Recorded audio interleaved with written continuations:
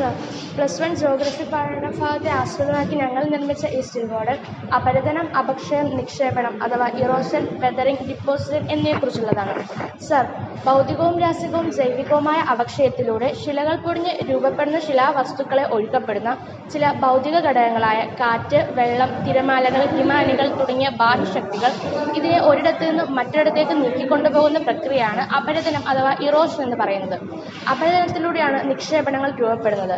അപരദനത്തിന്റെയും നിക്ഷേപണത്തിന്റെയും ഫലമായി ചില ഭൂരൂപങ്ങളിൽ വ്യത്യാസങ്ങൾ സംഭവിക്കുന്നു.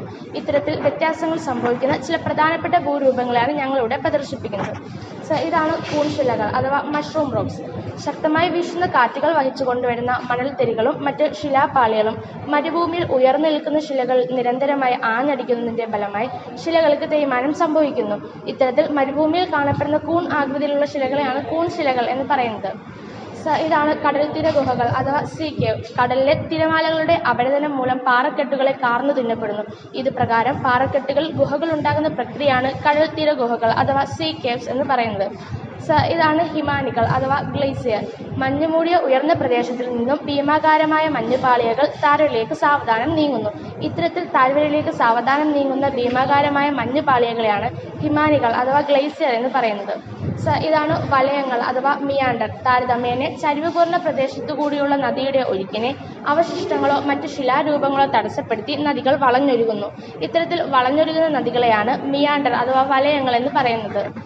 ഇതാണ് വി ഷേപ്പ്ഡ് വാലി. ഒഴുക്ക് കൂടുമ്പോൾ അപരദനം തീവ്രമാകുന്നതോടുകൂടി ചില താഴ്വരകൾ വളഞ്ഞൊഴുകുന്നു. ഇത്തരത്തിലുള്ള താഴ്വരകളെയാണ് വി രൂപ താഴ്വരകൾ അഥവാ വി ഷേപ്പ്ഡ് വാലി എന്ന് പറയുന്നത്.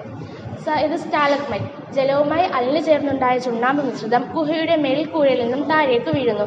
ഈ മിശ്രിതം ഗുഹയുടെ അടിത്തട്ടിൽ അടിഞ്ഞുകൂടി മുകളിലേക്ക് വളരുന്നതിനെയാണ് സ്റ്റാലഗ്മൈറ്റ് എന്ന് പറയുന്നത്.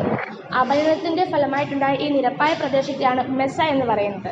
അപരദനത്തിന്റെ മണ്ണൊലിച്ചിലൂടെ ഉണ്ടായ ഈ വിടവിനെയാണ് കാനിയൻ എന്നറിയുന്നത്.